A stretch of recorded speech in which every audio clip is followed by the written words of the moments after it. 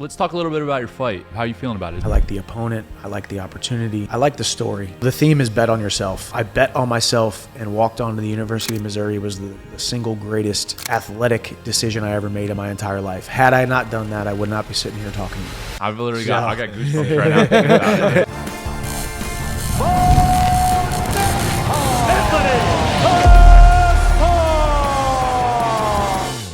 There's only one daily fantasy app in the world where you can turn this into $100,000. BETR is the best daily fantasy app out there. NFL, UFC, NBA, college football, and more. All NFL season, I'll be giving out my picks to all of y'all, so let's win together. So download BETR, play BETR picks to 1000x your money right now. Use code BONICKAL, that's BONICKAL, and click the link in the description to receive a $200 deposit match. Let's get it. You can do whatever. I'm going to that hotel. No more of that.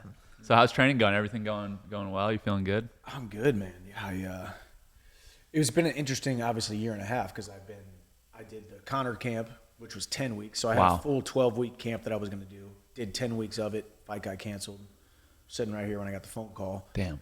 Packed all my stuff up, left, and then I knew we were probably going to end up making a pivot at some point. You know, like either he's able to fight in like August, September, or I'm going to figure this thing out. And he wasn't. So went home for like a month and a half and then got back here. So I'm only doing an 8-week camp for this one because I'm ready. Mm-hmm. Yeah. You've been training a long time. I came in already in shape. And I stayed in shape the whole time. I just, having that much time off, your body can just fall apart. So for sure. Just keep training. Do you think that, like, in your mind, is that fight out of the question in the future, like moving forward, or is it kind of like one thing at a time? I think it's one thing at a time. Obviously, I'm focused on Olivera because I mean, this is the biggest opportunity I could have asked for. For sure. It's a number one contender fight, co-main event on this big card. And obviously, I want the Conor fight. I feel like we have unfinished business. We have to finish the Ultimate Fighter 31. Right. You know?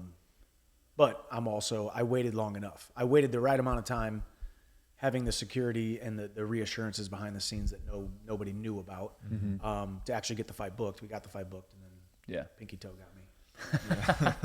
How did that feel when you got that call? You said you were sitting right here. Was that just like, oh my gosh, or was it like kind of?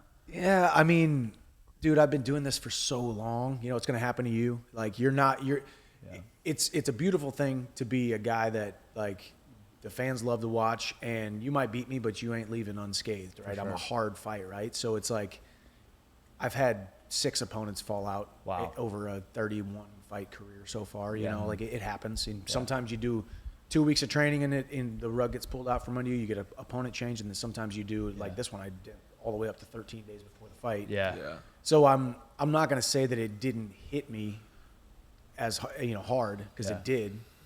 Especially with the waiting leading up to it, but man, you got to roll with it. And if a bad thing happens, but a good thing comes from it, was it really a bad thing? I mean, that's been revealed to me a million times in my life. 100%. And now here I am, number one contender fight, beat Charles Olivera, fight Islam in 2025, win the belt. Let's go. Not bad. That's the goal. Yeah, love it. It's not a bad spot to be. Yeah. But it was. Your boy was down. I'd imagine, yeah. Boy was down. I've only had one experience like that. It was my second fight in the UFC. Did my whole training camp, got to Vegas Monday, like literally cutting weight, everything at the PI, get a call, guy's out. And I was like, bro, I did 10 weeks. I have my whole family out here. Like I had a dozen people with me. It was like devastating. And luckily we got another guy to step in, but it was just like, it's crazy how it can just, that doesn't really happen in other sports. Especially like a team sport or something, it's like we're scheduled, we're going. Yeah. Like it's not. Yeah. Your quarterback can go down. Yeah. Like your whole offensive line can go down, and you're still going to play the game. The game's still going to get played. Now you're probably going to get smoked because all your starters aren't in. But no matter what, you get to compete. It's happening. Yeah. And that's the one thing about this sport, man. That people, if you're not in it, we take so much criticism, and people are hating, and there's just so like people don't understand that we're human beings. And what we do and the sacrifices we make and what we put ourselves through and all these things that can happen to us. And it's just it's a cool place to be because it's different and it's inspiring to people. But yeah, people don't realize that we're human beings, and you did all the work and you show up and you're cutting weight and you made all the sacrifices, and you're like, man, this could all just end right now. Yeah. How do you feel like that culture is different between because you used to wrestle at Missouri, and obviously like being around wrestling culture, it's a lot different than the culture in MMA. How much do you have like a preference on which one you like better? Or I loved wrestling more, honestly, when it comes to, I mean, maybe it was just, I mean, I'm 38 years old now. I've been fighting for 16 years. Back then I was from 18 to 22, right? So it was a completely different time of my life. I was young, I was single, no kids, no wife, nothing besides the wrestling room and going to class, right? But I still loved those times. I am who I am because of those 5 years I spent within the walls of the Hearn Center in Columbia, Missouri, under the tutelage of Brian Smith. But since I've started the sport of mixed martial arts, I always wanted to try to be at a gym that is as close to a wrestling program as possible. That's why I'm here in Florida. I mean, we have our coaches.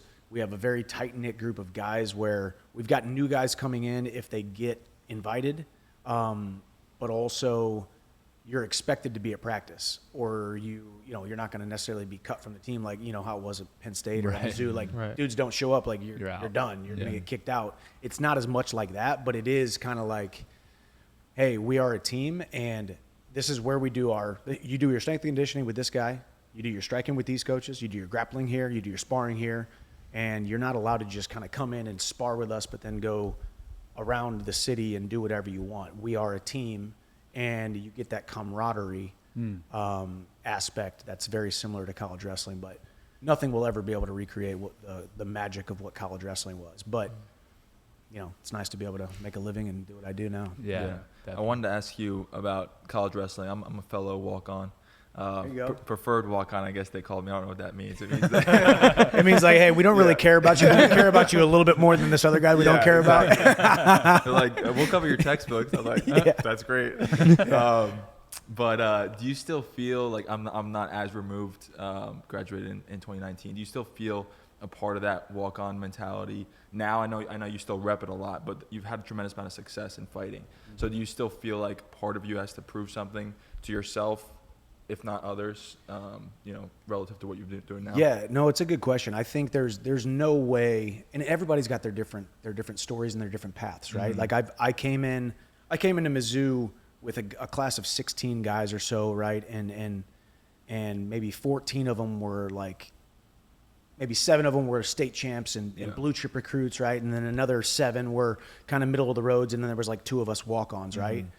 There was a couple guys that were 4-time state champs and blue chip recruits, and were on full rides, and they did all the work, and they showed up, and they worked just as hard as me. A guy like Raymond Jordan, right? He was my roommate, best friend in college, lived with me for 4 years. Like, he did the work. He was the guy that he and I had the same mentality, yet he was a blue chip recruit, and I was a nobody walk-on. But everybody's got their different paths, but I do believe that my path was perfect for me and my mentality and how I view competition. I do think it's held me back at times. I do think sometimes the stories and the lies that we've told ourselves of the past of me walking into Mizzou and thinking I'm less than all these guys, that guy's still inside of me, and I've had to continue to cultivate a belief in myself to realize, hey, yes, I know you started as a walk-on in 2009 at Mizzou, but now you're a guy who has put the work in for not just a couple of years, but a decade and a half, and you've done all the right things, so now you are the blue chip guy. It's okay to have massive amounts of success, but I think that story of the walk-on is just, it resonates with the masses. It resonates with the everyday Joe. It resonates with the people who have been knocked down and have had to pull themselves back up, because you don't follow people because of the virtual certainty of their success, but you follow people because of their failures as well. We love a comeback story. We love an underdog story. So that's kind of been my message since the very beginning. Yeah, I like that you still kind of broadcast that, because people see you now or other people, and it's very hard to understand the story or resonate, like you're saying, at all. But to still rep that, like, hey, I walked on to a D1 university college wrestling team, and now here I'm at. It gives hope to others, and I try to do the same thing. It's like you don't have to be ultra talented or have success right off the bat to excel in whatever you're doing. Yeah, and sometimes too, like especially in this day and age, in the social media digital age, the 15 minutes of fame, get rich quick age that we live in. Like people want things so quickly, right? You might be the right guy, but it might not be the right time. I know I was the right guy, but it wasn't the right time for me. I needed time. I was a late bloomer. I needed to have decades under my belt of hand-to-hand combat in order to get to be fashioned into the man that I am today, right? So we all have a different path, and patience is wildly undervalued, right? We say patience is a virtue, yet we don't have patience as a society, right? And even this process over the last year and a half, right? I was ridiculed by so many people for waiting for the fight and sitting out, when really sitting out and waiting was the best thing that could have happened to me. I came into the UFC and in 26 months had 6 training camps, four for performance of the night bonuses, fought for the title, fought all top 3 guys. Like, I love the sport and I love what I get to do, but it was a grind, and I needed a little beat to bounce, just kind of be a dad, a father, a husband, and a businessman and an entrepreneur, and not just beat up my body. Yeah, absolutely.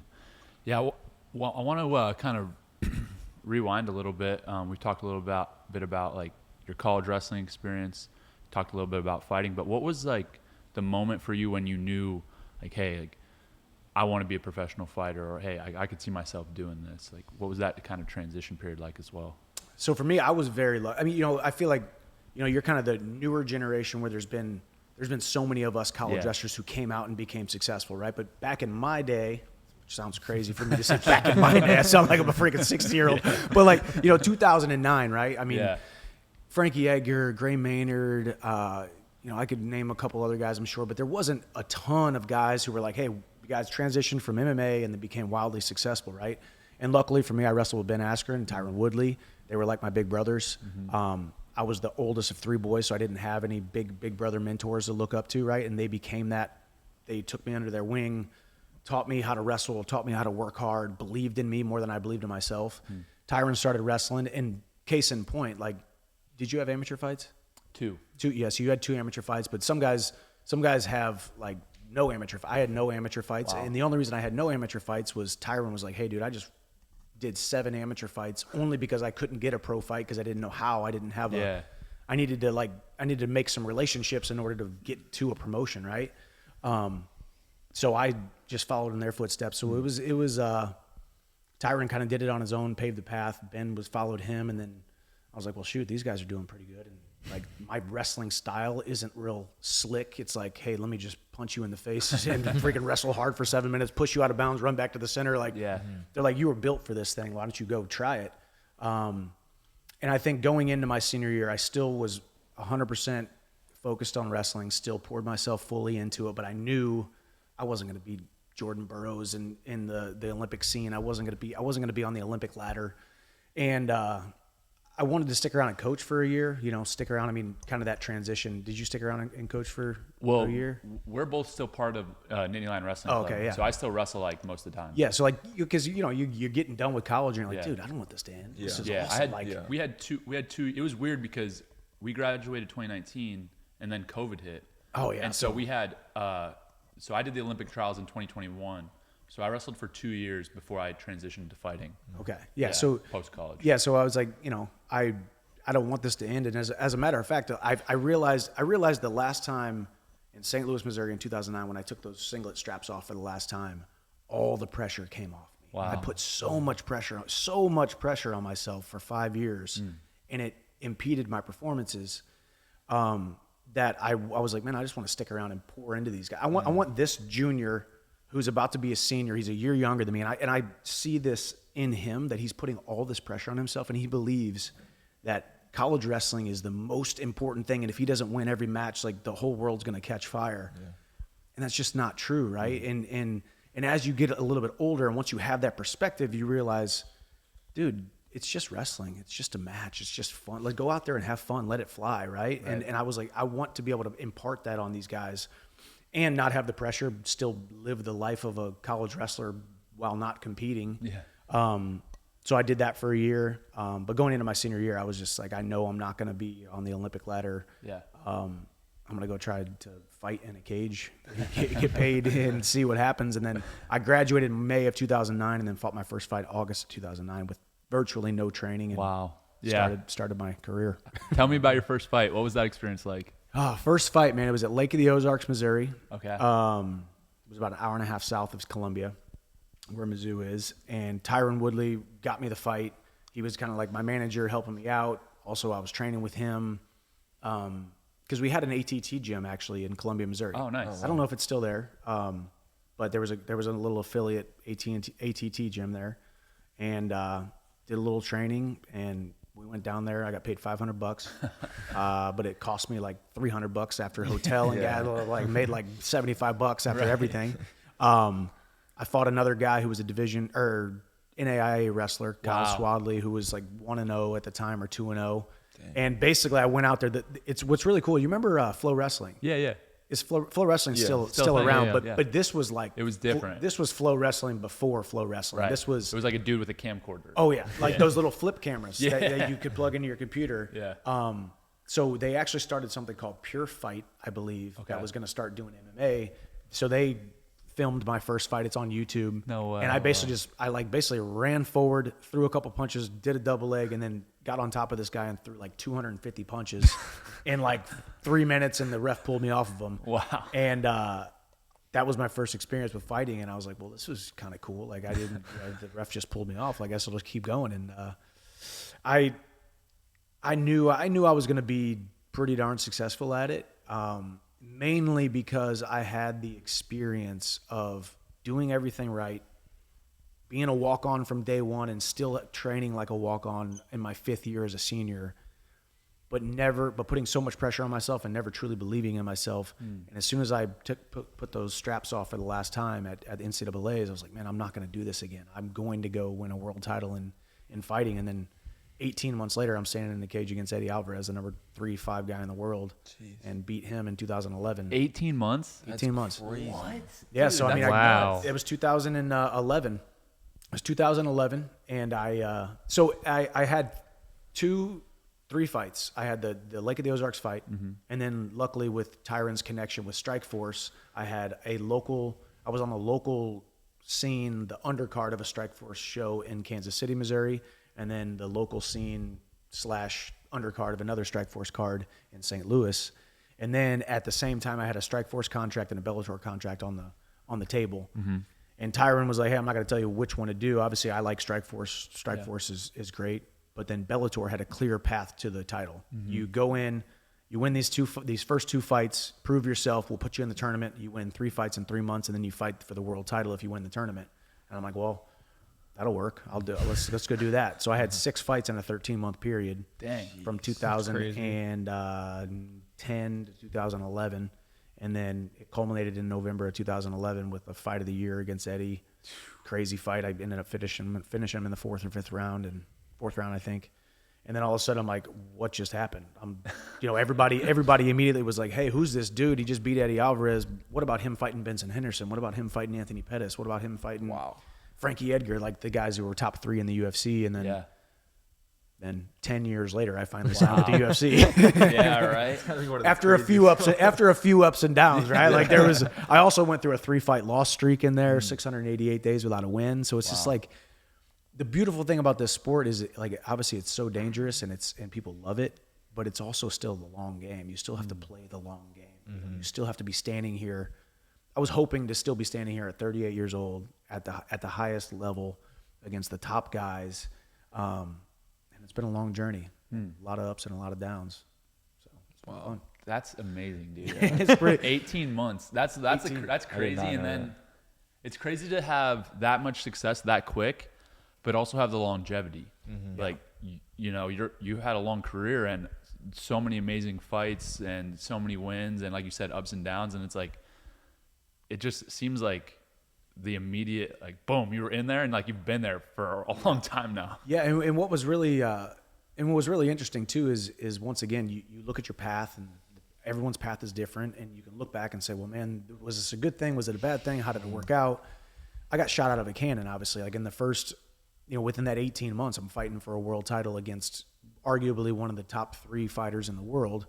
And then after that, and that was my 9th or 10th fight, right? And then I think I won my next 3 fights. So I'm end up being 12-0 and had like 7 first-round finishes. 9 fights within stoppages within the first 3 rounds, and got shot out of a cannon. So I hadn't really matured.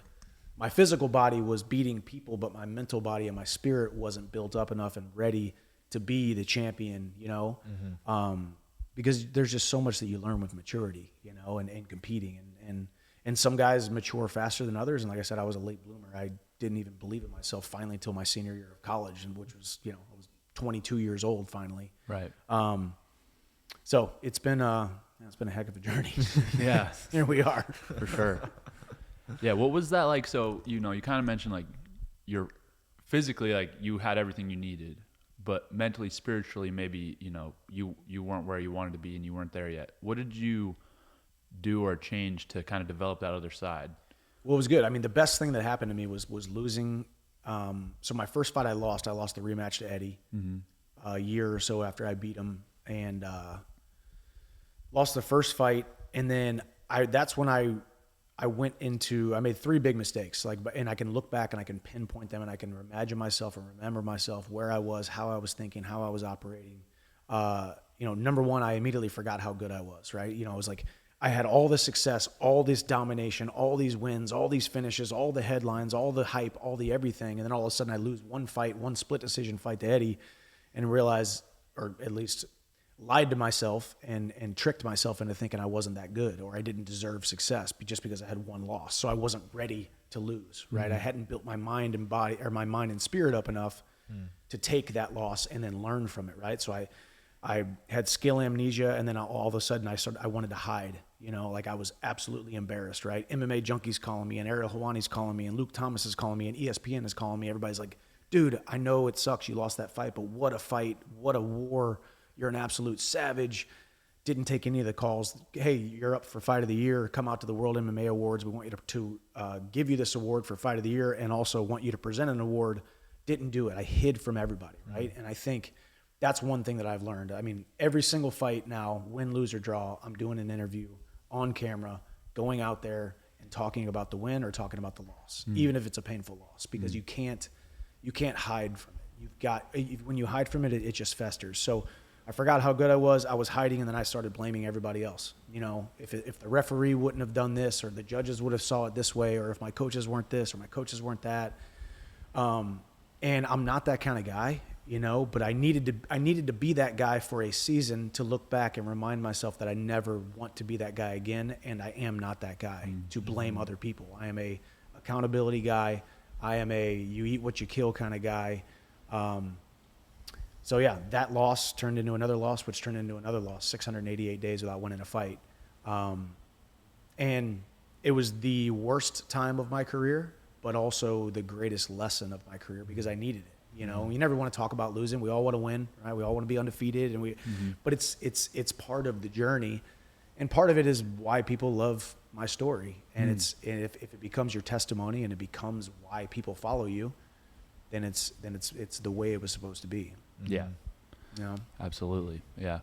How did you get out of that period of wanting to hide? Was it family, faith, anything bigger than yourself that helped you pull out of it? Yeah, I mean, I think it was, it was a very scary time in my life, because I had just promised the woman of my dreams that I was going to take care of her and love her and provide for her for the rest of my life till death do us part. You know, I just gotten married in 2014, and I think I won my first fight after we got married, and then lost 3 fights in a row, right?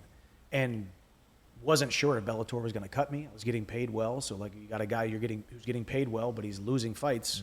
Even if you are losing to the best guys in the organization, do you have job security? So I think it was realizing that I needed to step up as a man, as a husband, as a future father to the woman that I made a promise to, and really just started taking accountability. You know, you asked me what I did. I did hire a sports psychologist. For the first time, I sat on a chair and actually talked about my career. Started reading a lot of books. Started ingesting a lot of positive things and looking into other sports stories and some of the greats that we look up to, right? We don't just look up to the people who are undefeated. We look up to the people who had those tough times. And there's a blueprint for success and failure and everything in between. And I just realized that I've, in college, if Coach Smith told me to run through that wall, I would run through the wall, and I would run through it with reckless abandon, harder than anybody else on the team. And if Coach told me to do 10 reps, I'd do 15 reps, and I would show up early, and I would do all the physical things, but I wasn't doing what I needed to do to build up my mind, which is actually more important than the actual physical attributes. Whether it's wrestling, whether it's fighting, whether it's any sport, yeah, you need the physical talent, but it's the self-belief that is so much more important. And just reading things, listen to a lot of Zig Ziglar. You are what you are and where you are because of what has gone into your mind. And a man or a woman cannot consistently perform in a manner that is inconsistent with the way that they see themselves, right? So you can believe, or you can achieve things and win and have success and have accolades for a moment, but if you don't truly believe that you deserve them, then it's only a matter of time before you fall off of that cliff. And when you do fall off of that cliff, you need to be built up enough to realize that it's part of the process. And just started doing so much more work on my actual mind and so much work on my actual human instead of just my physical body, because we can get caught up as athletes. Like, well, as long as I just show up and I do the reps and I do the sets and I got the abs and I can throw the punches and I'm lean and I'm fast, it's not enough. What separates you is the mindset and the self-belief. And yeah, realizing that God put me on this planet for hand-to-hand combat, and I have a great crowd of witnesses, and the testimony and the heartbeats around the world that are watching me need me to be successful. They need me to find success. They don't just need me to be good, they need me to be great, because I believe the gold and the diamonds were reserved for God's people, not the devil's bunch. I do believe that it's the good among us that need to believe in themselves in order to then gain success, in order to then make a huge impact, instead of letting those who are going to squander the gifts and squander the blessings. So I really started looking at things differently. Like, it wasn't about me. It's not about me and my success. It's not about me and my wins and getting my hand raised. It's about the bigger picture of what it means for a guy like me to be able to do what I'm going to do. That's awesome. Yeah, it is. That's really awesome. Talk a little bit about how you balance, being a professional fighter with being a husband and being a dad. I think for me, at least, I've been married 4 years and got a 9-month-old baby, and that's, like, for me, so much more important than being a good fighter. Like, I love being a good fighter, obviously, and I really want to be world champion, but I feel like being a good husband and a good dad is something that maybe some people will let go by the wayside, and I just want to prioritize that. And I feel like, from what I see from you, you prioritize that. And so can you just kind of speak to that a little bit?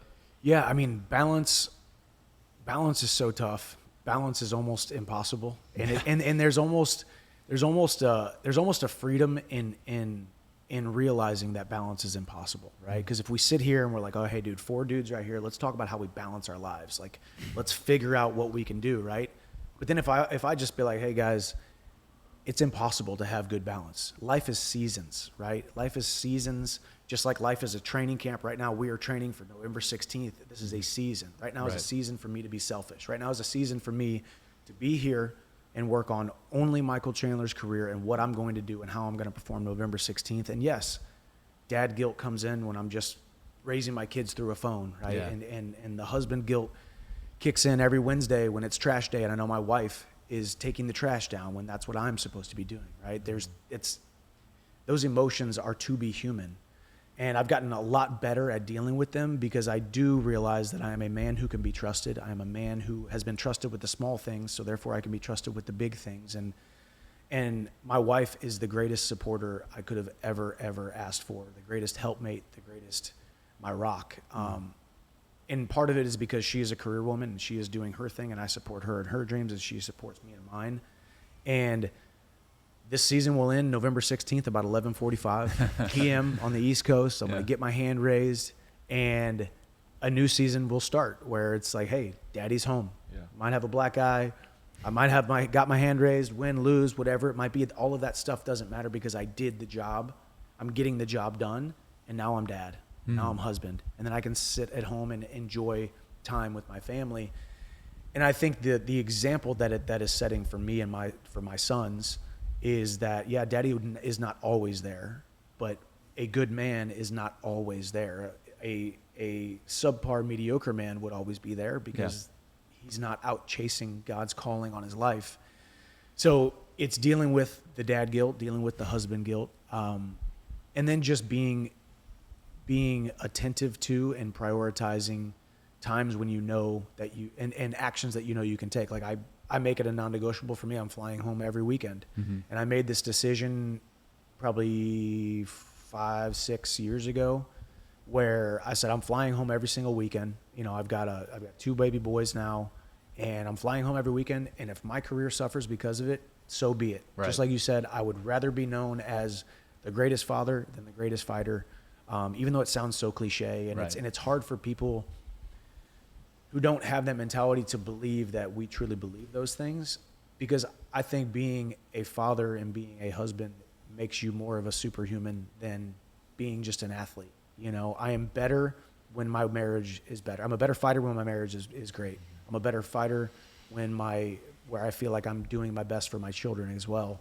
But I think the biggest message is realizing that life is all about seasons, and balance is a myth, because we're constantly working on ourselves, right?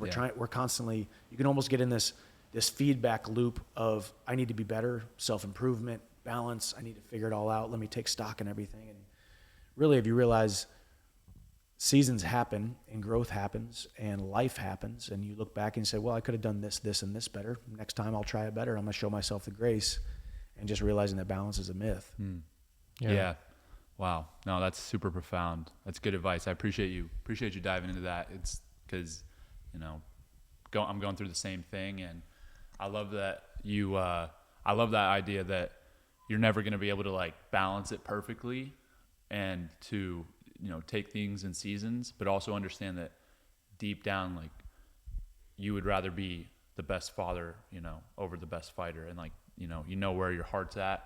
But when you are the best husband, the best father you can be, like, that actually, it's weird, it makes you a better fighter. Like, you're more motivated, you're more excited, you're more like in tune. And I think that's just, it's really cool to hear from somebody that has a ton of experience with that, you know, balancing it for a lot longer than I have. So yeah, I appreciate you sharing. Well, and it's tough too, because you get thrown into it, right? You're like, even if you had, you know, 9 months to prepare for being a father, and you know, but then all of a sudden it happens, and now it's like, oh, now I'm a dad, Right. And I have a heartbeat, and I have another human being who is relying on me, and I also made a promise to this woman, and the grace and the give and the take and the everyday ups and downs of just life, you know, it's realizing that life is never going to be perfect, right? All you can do is do the best that you can with the information that you have, and admit when you've made mistakes, or admit when you've been selfish, or admit when you've been,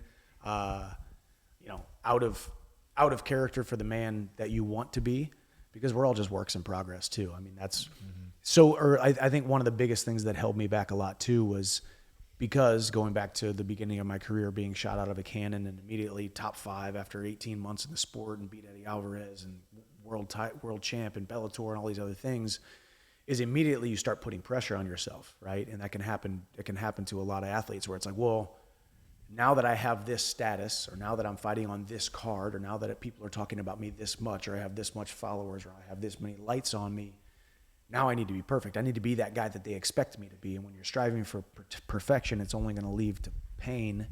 And it's the same thing in marriage, and the same thing in fatherhood, right? You weren't called to be perfect, and you're just trying to be. You got to be called to be. You're called to be the best man that you can be, with the information that you have. Right. No, absolutely. You know? Yeah. 100%. What other? I'm interested into what you think you'd be doing if you weren't fighting, because I see that you interact with a lot of people outside of the MMA world. Right. A lot of real estate guys, investment, other the 10x health system, just a lot of different cool areas that you're interested in. So I'm just curious as to what that maybe after fighting, or what else you can see yourself doing. Pursuing. Yeah, I think when I'm done fighting, you know, I've been given a great platform, and I am so grateful for it. And it would be a shame to squander it and not continue to build it. You know, I think you build up a reputation, you build up a trust, you build up a it's always been so important to me to keep my reputation front of mind. I do realize that people just aren't going to like me for certain reasons, right? But so many people do, and so many people hang on the words that I say. So I want to stay in the public eye. I want to be on microphones. I want to continue to spread the message of my life being a blueprint for a guy who just never stopped, a guy who continued to strive, and a guy who continued to work hard and do the right thing and operate with integrity. And yeah, nice guys might finish last in a lot of people's eyes, right? But I do believe that there's a certain way to operate as a man, especially, and it might take longer. It might be a little bit more boring. It might not move the needle. It might not feel as successful in 2024 standards. But it's the right way, or it's the way that is authentic to me. So I could see myself coaching, not coaching in MMA, but more mindset coaching, building up and pouring into this generation of men who need leaders, young athletes, young businessmen, entrepreneurs, who are trying to make an impact on this earth, write books, do podcasts, be in the public eye, because I went through a process with one of my mindset coaches named Jim Hensel, where you have to know exactly who you are, right? You have to know, you can't just be a wandering generality. You need to be a meaningful, specific. Michael Chandler is this. He stands for this. He believes in this. This is what he would die on a hill for. And one of those things was vital. I have been trying over the last decade to convince myself that I'm a vital piece of this generation, and I'm a vital voice for men who need to hear my voice. And it feels uncomfortable to talk about sometimes, because you're like, well, this guy's just very full of himself, or he's narcissistic, or just believe he's got more to offer than he actually does. But I think I was put in this position for a reason, and make investments, be in the public eye, and help change the perception of what a real man is. Wow. And the good thing is we are the epitome of what real men are, right? We fight in a cage for a living, braving the unknown. Yeah. I've been given that beautiful gift of having that as my profession, and use that to parlay it into real life experiences. Yeah, it's such a cool thing to be in the arena that we're in and the career path that we chose, but also just be a good example for people. And I just feel like there's not that much of that, relative to, what's, I guess, put into the public eye and to what is almost promoted. It's not be a good example, be a leader, be a good dad, be a good husband. It's it's the opposite of that. And, I think you're 100% spot on with so many people need that. And I definitely feel like wrestling has that. And, since we come from the same place, I think that's an easy way to identify that that's important, because how many wrestling coaches, you mentioned teammates, coaches that you've had that have had a massive impact on you that you can look up to, people that you would trust just around, your wife, around your family, things like that. It's I want to see MMA move more in that direction, because it takes so much to be a incredible fighter. And really the people I think there are people like that in the sport, but they're almost just not promoted as much, because it's not as, I don't know. Sexy. Yeah, exactly. Yeah, it's boring. It is, yeah. Unfortunately in 2024, it's boring to be a good dude. It's boring to be non-confrontational. It's boring not to be the biggest trash talker. It's boring not to dye your hair and cuss a lot and be caught at the parties and the clubs and be in the headlines, right? It's boring. But over the long run, right, it's the best way to build a brand. And also it's where the greatest rewards are as well, right? We can talk about Dana White privilege. We can talk about why I've been given opportunities. We can talk about why you've been given opportunities. We can talk about how everyone's been given opportunities, right? But life has a very interesting way of working itself out, that the most significant among us continue to be rewarded, right? Because we weren't called to be a flash in the pan. We weren't called to be an overnight success. We were called to win the race. We were called to run the race, right? And in order to finish the race, it takes operating a certain way. And yes, it might take longer. You know, I think I could have made a lot more money, been a lot more popular, been a lot more of a celebrity athlete had I operated a certain way. But me doing it authentically the way that I wanted to do it might have taken a lot longer, but it's gotten me to where I am, you know, and even the way that I'm treated by the UFC and how I treat them, because I'm a valuable asset and I'm a good employee.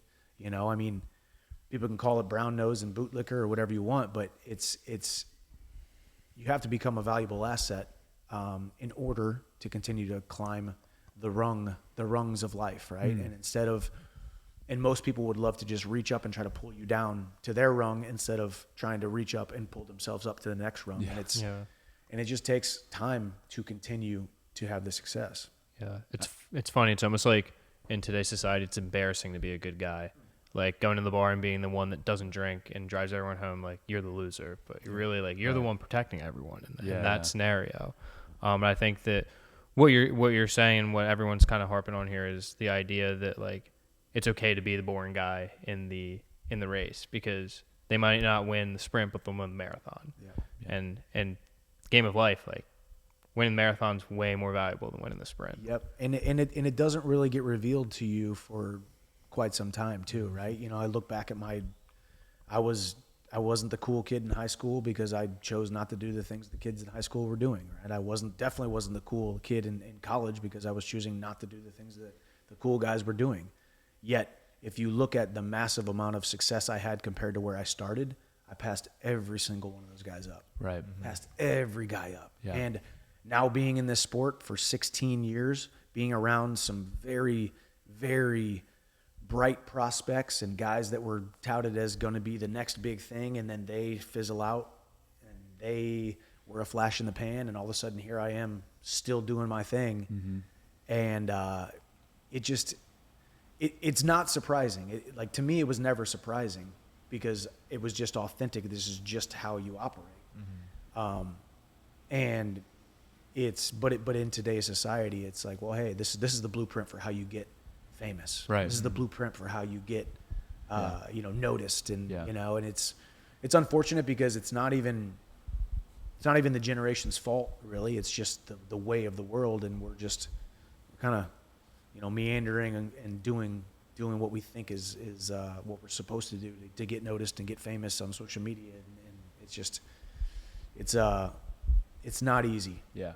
So how do you feel, like you mentioned, there's a lot of scenarios where people are trying to bring you down instead of trying to lift themselves up. You know, that could be with media, that could be with other fighters. And like, how do you deal with that? You know, like people want to trash talk, make things super personal. And like, it seems crazy to me. Like, I'm like, wow, like, I don't know how you even get to that point of wanting to do that and stuff, but you know, you've dealt with a lot of it. And so what do you think about that? Yeah, I mean, to me, you got to know yourself, right? Some guys love to be the villain, and they love to be the antagonist, right? They want to be like Chael Sonnen wanted to be the bad guy, right? And I can't operate that way. It does not feel authentic to me, number one, and I know that I will not perform well being settling into that role, right? And I didn't, I luckily had matured enough. I didn't sign with the UFC till I was 34 years old. Wow. 33, 34 maybe. Yeah. So immediately I became an overnight success after, 12 years of fighting outside of the UFC, and everything exploded. Yeah. But I had built myself up, and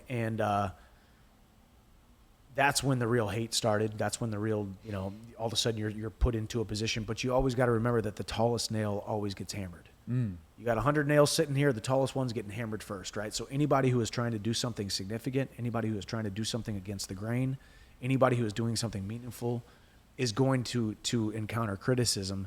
So I almost look at it these days, and I lied for a very long time that the stuff didn't bother me, but it did for a very long time, until you finally just get to the point where it's impossible to care. It's impossible to care what people think. And it's a beautiful freedom to have, because some people are born with it / have been molded into it at a very young age, and some people it takes a very long time. It took me a very long time because I'm like, well, hey, I try to do the right thing. I got a pretty good reputation. I don't screw people over. I do the right thing. I'm a pretty decent dude. Like, why don't certain people like me? I don't get it. It doesn't make sense to me.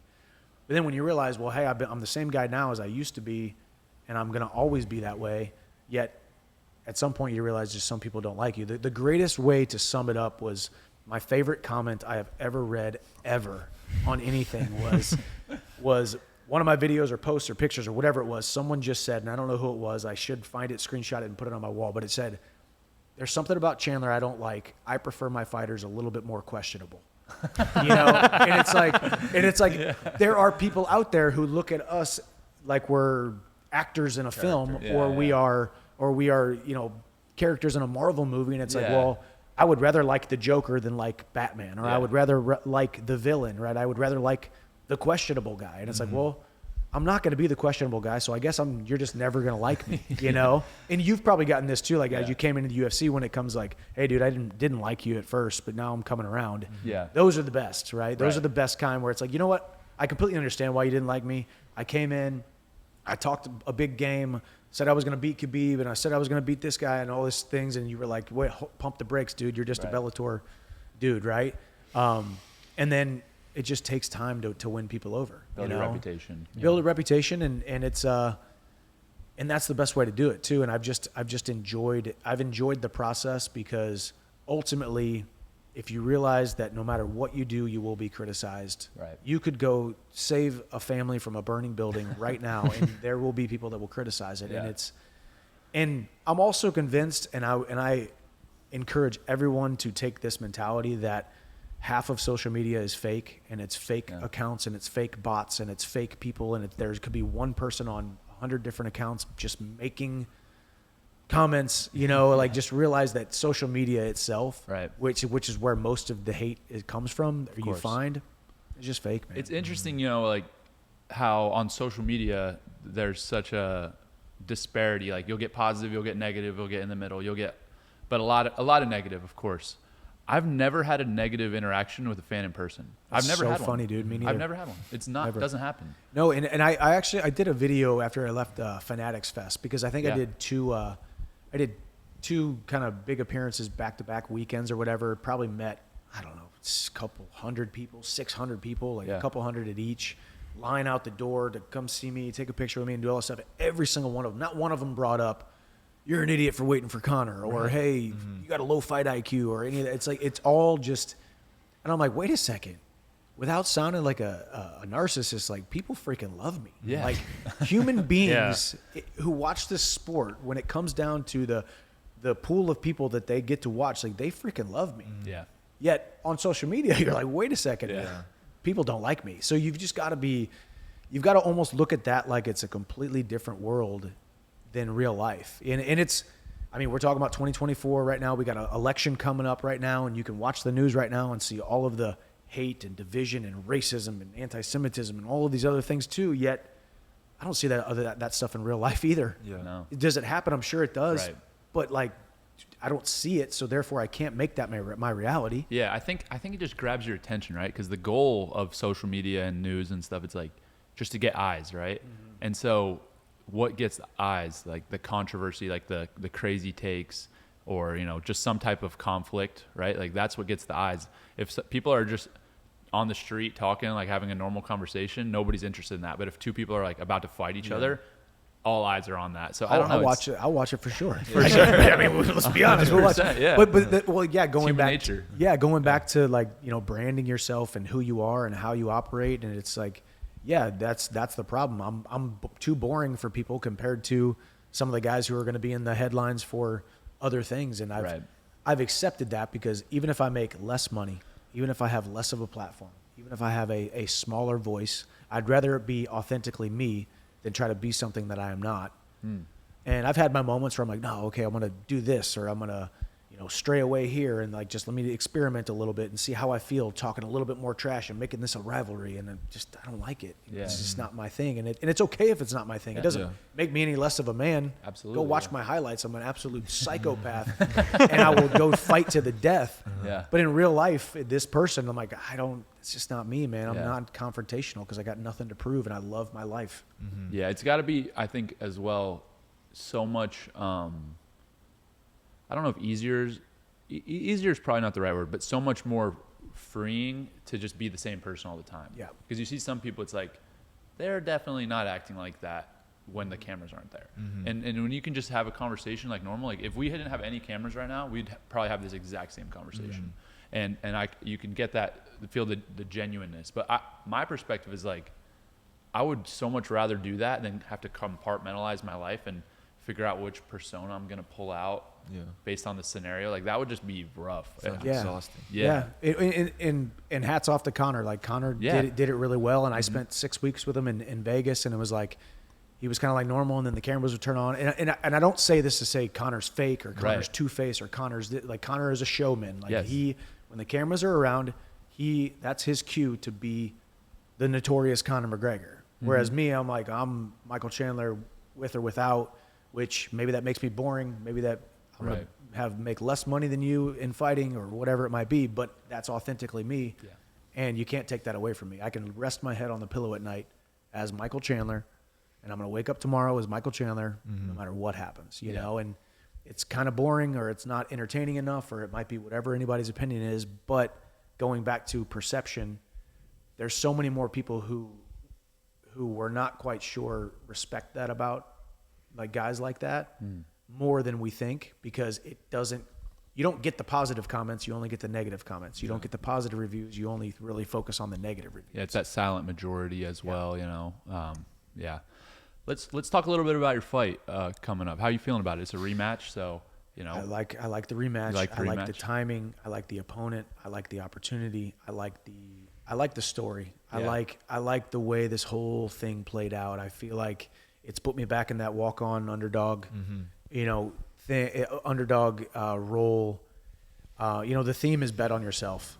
I bet on myself and walked on to the University of Missouri. It was the single greatest athletic decision I ever made in my entire life. Had I not done that, I would not be sitting here talking to you guys, right? And then at 34 years old, I bet on myself to leave 100% security of Bellator. I could have made great money and been the big fish in the small pond for me at that time, and decided to risk it all and go bet on myself and go to the UFC. And now so many fighters who have criticized may or may not have had the balls to leave this contract that I already had signed with Conor. We don't have a date, but we had a contract signed. So to leave that, I'm taking the chance of never fighting Conor after waiting for him for over a year. But I love this opportunity. I love that the stakes are high. I love that it's a number one contender fight, getting thrown right back into the mix to avenge a loss to a guy that he essentially stole my dreams back in Houston, Texas, right? My goal since the very beginning was to become the number one fighter in the world, become UFC champion. And he beat me fair and square that night. And I get the opportunity to avenge that loss. And we 10-8'd him in the first round on 2 judges' scorecards. So he's felt my power. He's felt the pressure, made a mistake that we've now since cleaned up. And having a year and a half off has completely changed me as a fighter. I was just continuing, constantly moving forward in my course of action of who I was and how I was training and the guys I was fighting for 26 months leading up to the time off. And now I move different. I feel different. I feel like I'm just a different guy. And mainly from my mindset. Like when the sport is kind of taken away from you a little bit for that long, you change your perspective. And I'm so much more full of gratitude, so much more full of feeling as though this was the way it was always supposed to be, to lose to Charles Olivera in the title fight, to then beat Charles Olivera to get the next title fight. And I'm excited about it, man. And I had a ton of respect for Charles. He and I are very respectful to each other. Every time we see each other, it's, dab it up, hug, God bless you. So it's the perfect opponent, perfect time. And the world's most iconic arena. Yeah. Oh man, I got goosebumps right now thinking about it. That's exciting. Yeah. With Bo Nickal on the card. Yes, sir. I'm gonna have to let the UFC ask the UFC to let me stay because I gotta watch that one live. Oh, it's gonna be. I know. I saw John Jones at the Sphere, and we're talking about how we're excited to share a card together. He's like, "Hey man, save some excitement for me." Yeah, right. I'm like, definitely not, John. I'm gonna blow the roof off the place. Man. Like, sorry, dude. I wish I could, but I really can't. Yeah. Love it. No, I that's only great. know one speed. That's sweet. I don't know. I know us on the card, but is there any other guys? Shoot, no. There's 2 other fights that I don't escaping remember. me right now. Anthony Smith. Oh, I think Chris Weidman's fighting too. Oh yeah, Chris Weidman. Oh, Did yeah, they just yeah. add? Really? That's sick. Actually, Did we they have a lot just of add that? wrestlers. What's that? Did they just add that? Smith Yes. and Reyes. But Smith and Reyes is new. Oh, right? is it? That's a good one. That'd be It a is good a fight. good one. That, and then you got the girls also, Natalie Silva and then Aruba. Awesome. No, that's gonna be freaking sweet, man. Yeah. There's so many great fights, and I like that there's a lot of wrestlers on the card. We'll get to go represent. So. Yeah, man, it's a cool, very, very cool place. Obviously I've fought there a couple times now, and it's just really cool to be able to say you fought at Madison Square Garden. Yeah. You're Right. literally fighting within 10 feet of where Mike Tyson fought and Yeah. Muhammad Ali fought, like in the same Right venue, there. It was just really, really cool. New York, huge media. It's a huge media hub, and it's the UFC always blows it up for the New York. What's Madison Square Garden the card. fight week like? All my fight weeks have been in Vegas. So what's it like? Obviously, like Vegas PI is so nice and stuff. yeah. What's everything like So there? what's really funny is I've been signed with the UFC longer than you, and I have not fought in Vegas yet. Really? I have not You've fought never in Vegas. Wow. That was part of the reason I was pissed off that Conor broke his pinky toe That's because I crazy. finally was going to get to fight in Vegas. I've not fought in That's Vegas insane. yet. So New York is, it's New York. It's so condensed and it's such a city vibe. So I always you're a VRBO Airbnb guy, right? Yeah. Usually, I've actually never done that. I've always just done host hotel. For me, it's just easy for everything to be right there. Especially in New York because they put us right by Times Square. You walk out of your hotel and all of a sudden you're surrounded by 1 million people. Yeah. Plus the hustle and bustle and the sounds and the smells of New York City. So it's there will probably be extra media just because it's New York and there's so many hubs there, which is always great. Media is the most important thing, right? Massive, it's it could be the worst thing ever when they're talking crap about you, but it's the best thing when they're sure. to get the exposure. And then for me, it's always just been the same thing, man. I just hang out at the hotel, train at whatever training room they give us. But I'll have probably a lot of extra media, which is always good. Yeah. You need it. Yeah, I definitely felt like when we were in college, they started doing every Tuesday was media day for us. So we'd have 30 reporters in there and people doing interviews and stuff like that. And then when the NCAAs would come around, we'd get some bigger stuff, ESPN or Sports Illustrated, stuff like that. And so I was pretty ready for that. But in college, I always felt like it was this extra thing. I'm like, oh, this is stupid. Like, this doesn't do anything for me. And I completely changed my mindset when I started fighting. I remember my first fight week, before I was a little nervous, I was like, this is so much. And then I was like, you know what? This is part of the job. This is part of the job. I'm not going to go into this media with a negative attitude, feeling like, I just want to get through this. I'm going to go kill this and have fun and enjoy the interviews and stuff like that. And it is a lot, but it's part of the job, and it can help you so much. It's part of the job. It's going to make you more money. Yeah. It's going to make you more popular. It's such a huge blessing. And the greatest way to always look at, and I do this with my fighting, the media, raising my sons. At some point it's going to be over. At some point my sons are going to go to college. Wow. Yeah. At some point I'm going to lay the gloves down at the last time, and I'm going to have to look myself in the mirror in some arena somewhere and ask myself, Michael, did you give everything that you could with the talents God gave you, right? And I want to answer that question honestly. And there's going to come a time when the media stops calling you. There's going to become a time when the interviews that you loathed and didn't want to do and you tried to get out of, those reporters aren't going to care about you anymore, right? So it's I try to tell younger fighters this too, man. It's it's an extra thing. And yes, you add the weight cutting thing, or hey, I got to go fight, so I just don't want to do this extra stuff. But man, the media is a necessary evil, but it's also a huge opportunity. Like looking at it like it's something that you get to do. Right. You know, like there'd be a million guys that would trade positions with guys like us who the media wants to speak to and talk about something meaningful. And I've looked at it that way. And it's, once again, like you said, like instead of it's like not something you have to do, it's like I get to go do this, and I'm going to show up on time, and I'm going to be the best version of myself, even if I am cutting weight, even if I am ticked off, even if I did just answer the same question from 60 different people. Let me add a little spin to it, Right. you know? Yeah. Because at some point it's all going to be over, man. Yeah. You know, and it's hard to see that in the first couple of years of your career. You're like, I got such a long time, right? Right. But and it sounds so cliche, right? But like it could all be taken away from you at the drop of a hat. Yeah. So I've always lived like that. Would you ever do commentary for UFC? Like, was that something that's interests you? I didn't enjoy it as much as I thought I was going to. Yeah. Mainly because I enjoy watching fights, but doing all the research and all the different people and Yeah. knowing who they fought the last 6 times and how they won, how they lost, it was tough. I mean, obviously, I just kind of did it a couple times as a kind of a trial run. That ESPN loved it. They loved my presence on it and asked me to do it more, but I just kind of like stopped doing it a little bit. So I didn't really get paid much for it because it was kind of like a tryout. Yeah. So yeah, I mean, if I signed a nice big contract and it was lucrative and Right. it made me a lot of money, I'd probably Yeah. maybe look into it more.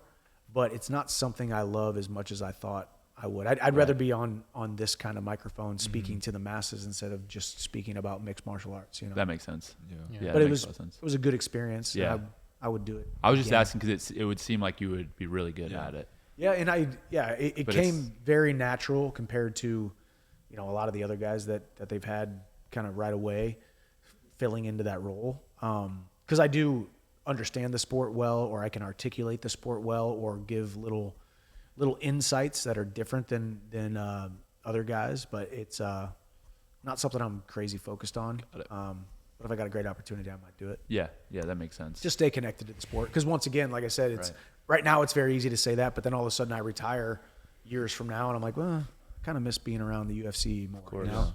Yeah. What's been the key to your longevity in the sport? Because a lot of times, from my perspective, guys with your mentality, I think we have a similar mentality, which is just go and do all the little things right, go. They burn out or their bodies start to fall apart. What's your experience been with that over the years? I think the fact that I've gone so hard for so long has been why I've had the longevity. And some guys are different. Like some guys' bodies wear out. And maybe it's natural. Maybe it's genetics that my body can withstand this type of beating for this long with the workload that I put in.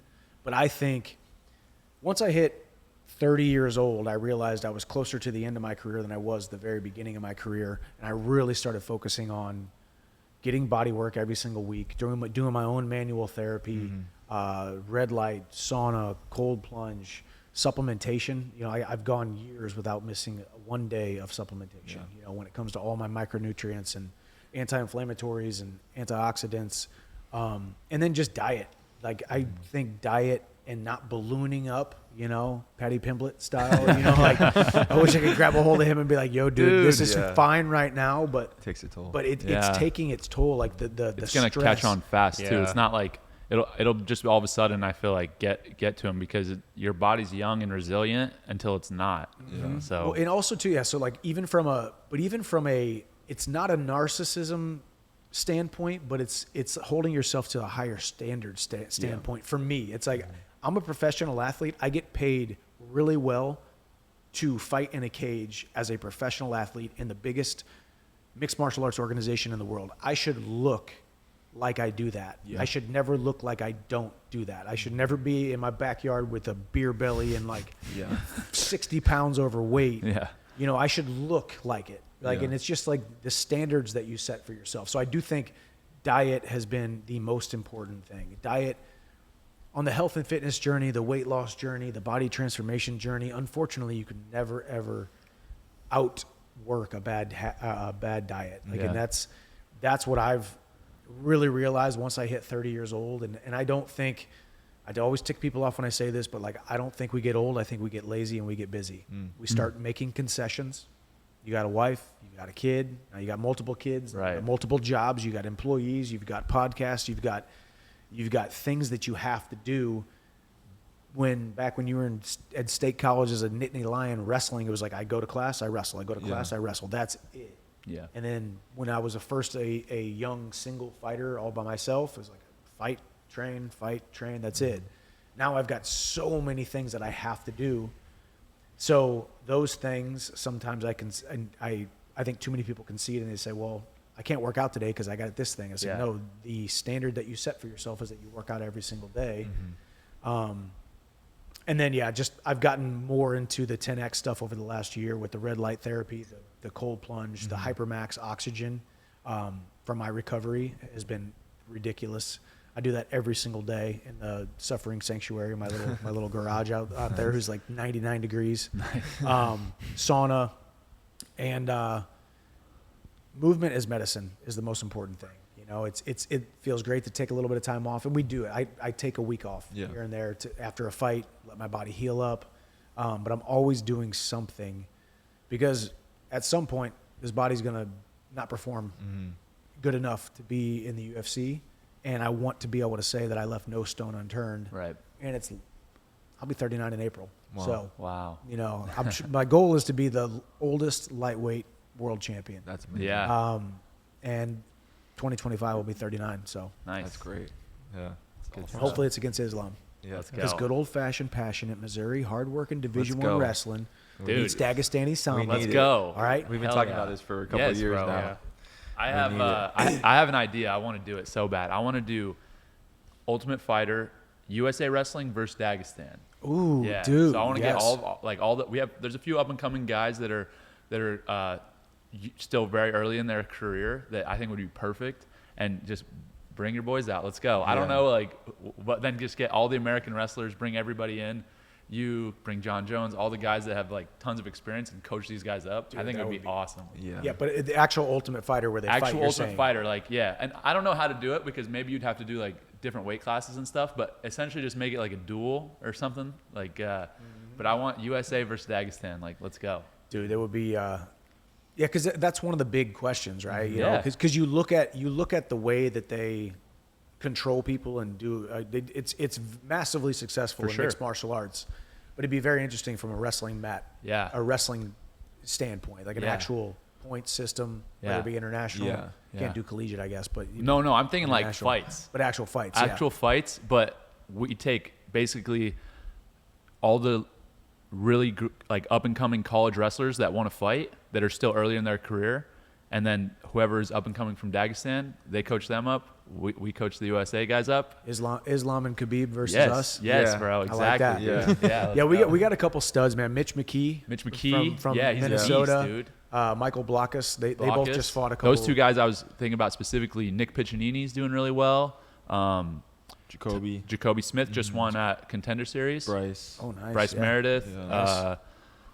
Tommy Gant. We got one of my buddies, Gino Morelli. He wrestled for Penn State for a few years, national qualifier, and he's 3-0 now, pro. So Yeah, how's Penn State with how's Kale and the coaching staff with the whole like dudes wanting to or not wanting to go to MMA? How does he feel about that? they've been super open about it, actually. At first, it was so weird. You know, the only guy that had fought from Coach Kale's era was Ed, and Ed just kind of left. Like, he went to AKA and just started doing his own thing.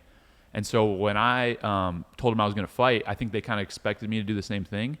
And I was like, no, like, I'm going to stay like in Pennsylvania. So I built a gym out there and stuff. And I mean, I'm training with them a good amount. Like, you know, obviously I'm here for camp in Florida, but when I'm in Pennsylvania, I'm with the Penn State guys a lot. So awesome, and it's Yeah. so good for the program, like having Yeah. a guy like you, like, and that was one of the things, like, because Coach Smith, because we were kind of the old guard, like at the very beginning, like we had 3 dudes from Right. Missouri do pretty darn well. That's actually. crazy. Me, Amazing. Tyron, and Ben, Yeah. like the coaches. So everybody asked Coach Smith, like, hey, dude, what are you teaching these guys? He's like, honestly, I told none of them to fight. I didn't want any of them to fight, you know? Yeah. And now we've been doing it for so long, and he kind of like, Yeah. well, you guys have all made a pretty good living and Right. had some pretty darn good success. So I Yeah. guess it's not. Yeah. I think the biggest thing is just making sure guys in college aren't like, Yeah.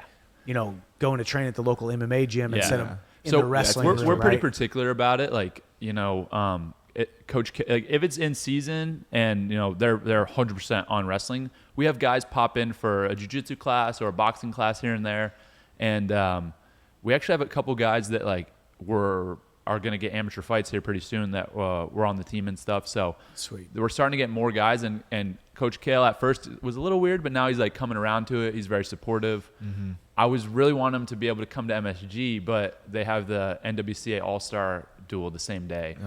So it's at Penn State, and they have a bunch of guys competing, so they can't make it. But when's the season start? mid-November. That's the very beginning. That'll of be this. the very That's first. The very first. November usually. 16th will be like that first kind of. I think it's an exhibition match technically. That's but- exhibition usually where they try to get number 1 and number 2 in Yeah. every weight class. Yeah. So there'll be some good matches that day, and then I think they have their first home duel the next weekend or something like that. Yeah, I got to make it out to one of those big Penn State. Dude, Yeah. come out, man! It'll be awesome. Yeah, it'd be awesome. Yeah, we do. They do it up. It's pretty crazy. Yeah, but it's interesting because I do think it's only good for the program if guys get done with the program, get done with their wrestling career, and then go have success in MMA because it's just more notoriety that brings a spotlight back to. Not that Penn State needs any more spotlight whatsoever. Yeah. But like, why don't you throw some spotlight on Missouri, man? Yeah, seriously. No, I mean, Missouri's had some amazing guys the last few years. Keegan O'Toole's killing it. Keegan's There's a a stud. lot of good guys. Well, what's really cool is he's a Ben Askren guy. He's an Askren Wrestling that's right. Academy guy. Wisconsin, yeah. I'm so bad with the names and who actually is been through Ben's programs, but like Well, we have a couple guys now. Mitchell. Messenbrink. Oh, Messenbrink. Yeah. So Yeah. I actually met Mitchell when he was like 10 years old. No probably, way. Maybe 8 years old. Yeah. Went and stayed at his house because when I was in college, I used to do wrestling camps with Ben and Max, and we used to go around the country and drive all over the place Nice. in Ben's Prius. And like we put like 100,000 miles on his Prius in like a year or two. And we used to do wrestling camps, and Mitchell was just Coach Messenbrink's little son. That was son, how yeah. I knew him. Wow. Right. And then now all of a sudden, He's an I saw animal. him just crushing it. Yeah, he's a yeah. stud. Yeah, so we have him. We have there's two twins. They're the Marsala brothers, and they're super good. So they'll be in the lineup here in the next year or two. And I mean, Ben's club is insane. Yeah. So there's tons of good wrestlers. Ben always got a lot of crap because he was so outspoken and he was kind of a trash talker and he was just like, But dude, the greatest thing about Ben was he was such a hard ass like in life, and people were like, I don't like that guy. He's cocky or he's this. But I was like, dude, but he was such a nice, generous human being. Right. Like, he had an Adidas deal because he was on the 2008 team, and he was like, we were going up to Colorado to go do a camp or something, and we walked into an Adidas thing. He's like, hey, everybody, you get $250 each. Like, everybody get whatever you want. Like, he wanted to share. Yeah. He wanted to share in his success because he also didn't need anything. He walked around shirtless and flip flops. As long as he had his Pantene Pro V conditioner for his curly hair, like that was like Dude, the only thing that was like the only thing he spent money on. Yeah. Other than that, he was just like just a simple dude. He loved disc golf, but he was just such a good mentor because he was the exact opposite of me in the sense that I was a quiet, need to believe in myself more kind of guy, and he believed that he could accomplish anything, yet he didn't really have a lot of, like, he almost had no talent whatsoever, like from athleticism and explosion and fast twitch. Like, the guy had Like zero. And so it's so cool to see a guy like that, but he also would wrestle circles around everybody because he just wrestled all the time, nonstop, like a guy who poured himself in. So it was almost like I get so much credit for the hard work and who I am and how disciplined I am and how I live my life. But it's like, man, I'm the son of a carpenter and a secretary, and they worked 2 and 3 jobs to raise me. And then I went to college and watched Ben Askren wrestle 22 hours a day, if you would let him. Yeah. And I was just around people who poured themselves fully into something. So I only know one way. So it's like, yeah, I'll take your compliment. I appreciate it. But really, I'm just a byproduct of the people I've been around. Absolutely. I think we all are in a sense, man. That's why I'm so grateful for Penn State. And, before that, my dad, it was my wrestling coach, and just like growing up around people like that. But yeah, man, it's awesome to hear that from you. And we really appreciate your time, dude. Like, seriously, this was like my favorite podcast we've ever done. Oh, man. So, Well, I appreciate you guys. You guys are awesome. And yeah, it's November 16th, man. Let's do I it. don't know when this is going to air, but knock Charles Olivera out, and I'm going to be the champion in 2025, and I hope it's Islam. Let's go. Let's do it. I appreciate you. Thanks, Thank buddy. you.